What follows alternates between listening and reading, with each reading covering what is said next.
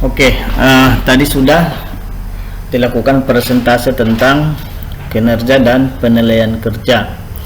Dari penjelasan yang sudah dijelaskan, sebenarnya sudah cukup lengkap ya materinya, memenuhi syarat lah untuk sebagai bahan untuk kita berdiskusi dan wawasan kita pada hari ini berkaitan dengan penilaian kinerja ini. Dari pertanyaan disampaikan tadi bahwa sebenarnya sangat jelas ya yang dimaksudkan dengan penilaian kinerja ini, apa sebenarnya yang menjadi tujuan dilakukan penilaian kinerja. Seperti yang ada di slide tadi, yang pertama coba kita ulas lagi ya, yang dimaksud dengan penilaian kinerja. Penilaian kerja sangat jelas tadi. Dia ada mekanisme ya, salah satu mekanisme yang dipergunakan oleh perusahaan maupun organisasi untuk mengetahui sebenarnya sampai di mana kinerja seorang karyawan. Makanya sering dijelaskan bahwa penilaian kinerja itu merujuk kepada sistem formal ya di dalam suatu organisasi yang terstruktur, yang digunakan untuk mengukur, menilai maupun mempengaruhi sifat-sifat dari perilaku karyawan di dalam perusahaan. Jadi mekanisme ini sebenarnya yang paling penting harus sama-sama dipahami ya, baik si penilai maupun orang yang akan dinilai.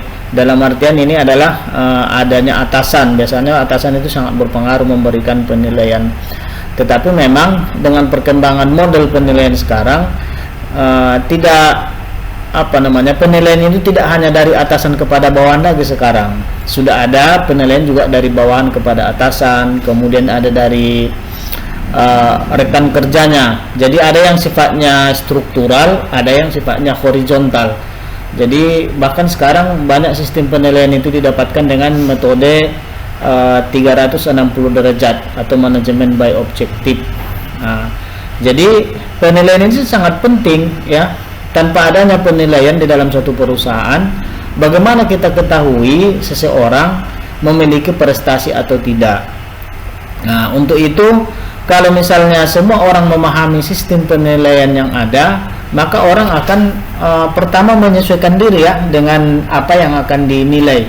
Misalnya kita kalau sudah tahu ya bekerja di sebuah perusahaan, kita tahu nanti kira-kira apa yang menentukan terhadap kinerja kita itu dianggap sesuatu yang baik atau tidak, dianggap sesuatu yang berprestasi atau tidak, dianggap sesuai dengan yang diinginkan atau perusahaan atau tidak. Jadi kita harus tahu apa poin-poin yang dibutuhkan oleh perusahaan di dalam pekerjaan kita, sehingga kita bisa menyesuaikan diri dengan sistem penilaian itu, agar nanti pada waktu tertentu ketika dilakukan penilaian, maka nilai kita bisa menjadi bagus.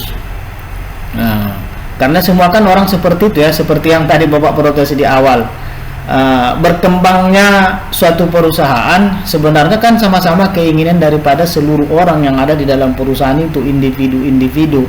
Kenapa? Karena berkembangnya perusahaan itu kan akan menentukan kehidupan dari orang semua yang ada di dalam perusahaan. Maka orang harus menunjukkan kinerjanya. Nah, ketika orang ingin menunjukkan kinerjanya, dia harus tahu seperti apa yang disebutkan dia berkinerja baik atau tidak, sehingga harus sama-sama dipahami, baik atasan, bawahan, orang yang dinilai maupun orang yang memberikan nilai. Ada kesepahaman dulu ya diantaranya itu, supaya mengerti benar kenapa harus dilakukan penilaian. Dalam slide yang menjadi tujuan itu coba dilihat misalnya ya, dengan kita tahu ya adanya penilaian kinerja, kemudian didapatkan hasilnya, maka yang paling pertama itu supaya diketahui ya, supaya diketahui sebenarnya seorang karyawan itu sampai di mana pencapaiannya.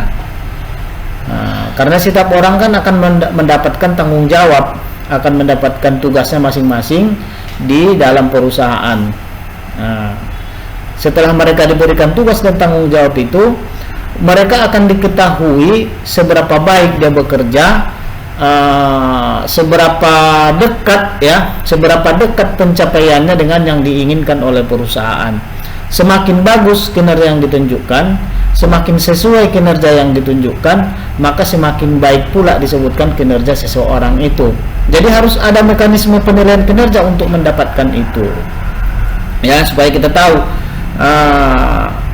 seorang pimpinan dia mengerti dan tahu betul semua karyawan di dalam perusahaan itu kinerjanya baik atau tidak, siapa-siapa yang baik. Biasanya kan akan ada diberikan reward and punishment ya.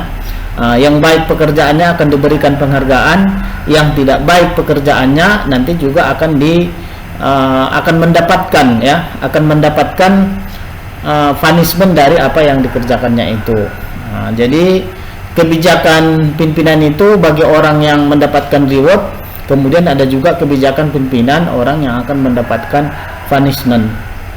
Jadi itu sangat berkaitan dengan adanya penilaian kinerja itu. Kemudian yang paling pentingnya adalah kalau berkaitan dengan karyawannya, dengan adanya penilaian karyawan akan diketahui ya, sesudah didapatkan hasilnya nanti karena berkaitan dengan kesejahteraan dalam perusahaan, maka akan disesuaikan sebenarnya seorang itu layaknya mendapatkan apa di dalam perusahaan. Gajinya berapa yang cocok, imbalannya berapa yang cocok untuk seseorang itu ya. Biasanya orang yang menunjukkan kinerja yang baik, dia akan mendapatkan selain gaji ya, dia akan mendapatkan upah, kemudian ada bonus. Ditambah lagi misalnya kalau dia dipromosikan pada posisi-posisi tertentu, dia akan mendapatkan tunjangan jabatannya. Sehingga memang penilaian kinerja itu sangat linear dengan kesejahteraan yang didapatkan oleh seseorang di dalam perusahaan. Semakin baik kinerjanya, seharusnya memang kesejahteraan yang didapatkannya juga lebih baik ya dibandingkan dengan yang lainnya itu. Karena dengan begitu seseorang akan lebih termotivasi di dalam meningkatkan kinerjanya. Jadi penilaian kinerja ini salah satu variabel ya, salah satu variabel yang menentukan di dalam kebijakan manajemen, atau salah satu variabel yang menentukan atau mempengaruhi kinerja karyawan di masa yang akan datang. Karena kan orang kalau mendapatkan apa yang diinginkannya di dalam perusahaan, maka dia akan terus-menerus meningkatkan kinerjanya di dalam perusahaan. Dia mendapatkan reward, mendapatkan posisi, mendapatkan gaji yang lebih besar, mendapatkan bonus yang lebih besar, kemudian diberikan tugas tantangan yang lebih menantang untuk dirinya, sehingga dia kesempatan untuk berkembang itu semakin bagus ya. Kemudian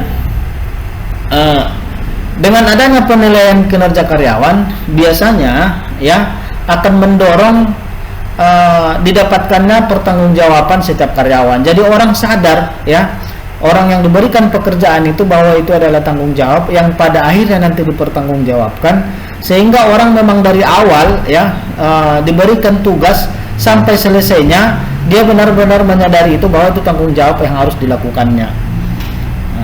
Dia mengerti betul ya bahwa itu tanggung jawabnya. Jadi tidak bisa ya kalau kita lihat di perusahaan-perusahaan yang sangat bagus itu semua orang sangat bersemangat melaksanakan tugasnya ya. Bahkan orang melebihi waktu jam kerjanya orang akan melakukan apabila dia merasa tugasnya itu belum selesai. Itu artinya orang merasa tanggung jawabnya yang sangat tinggi ya terhadap perusahaan itu. Kenapa? Karena dengan tanggung jawab masing-masing itulah seseorang bisa menunjukkan sense of belonging ya, rasa kepemilikannya terhadap perusahaan itu, karena dia merasa apa yang menjadi tujuan perusahaannya maka akan sejalan dengan tujuan perusahaan itu. Apabila tujuan perusahaan tercapai, maka tujuan individunya juga akan tercapai di dalam perusahaan. Nah, kemudian